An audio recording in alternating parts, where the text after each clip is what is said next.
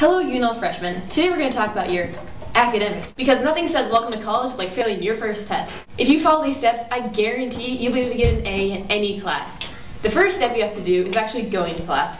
Despite the fact that you may have scheduled an 8:30 class, you still need to go because if you don't go, you have no idea what's going on. And if you have no idea what's going on, there's no way you're going to be able to get an A in the class.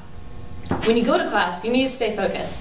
What I like to do is sit in the first few rows. I can stay focused to what the teacher's saying, and I can take notes without being distracted. One thing you want to make sure to avoid is falling asleep in class. Because if you fall asleep, there's no way you know what's going on, and there's no way you can actually do good on your tests. So you don't want to be like that guy. He has no idea what's going on, and it's unlikely that he's going to be able to take notes and get an A in the class. And there's nothing more embarrassing than a teacher asking you to, "Can you wake that kid up?" "Yep." "You okay?" "Okay." Yeah, that's actually happened in class. Don't do that. Another thing you want to try and avoid is bringing in distractions. You don't want to bring in a laptop where you're going to be distracted by Facebook, and you don't want to bring in a cell phone. That way you're not texting. You don't want to be like that guy. You also may want to bring in a snack to class. That way when you have a class around noon, you're not going, "Oh my god, what am I going to eat? Oh my god, stomach."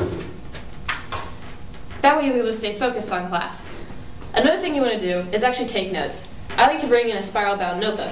That way I can write down the information, and when I'm writing it down, I'm more likely to remember it on my tests. That way I can get an A in the class.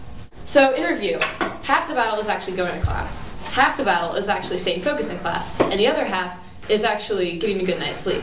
So we have 3 halves. Yeah, I didn't go to math class freshman year. Good luck.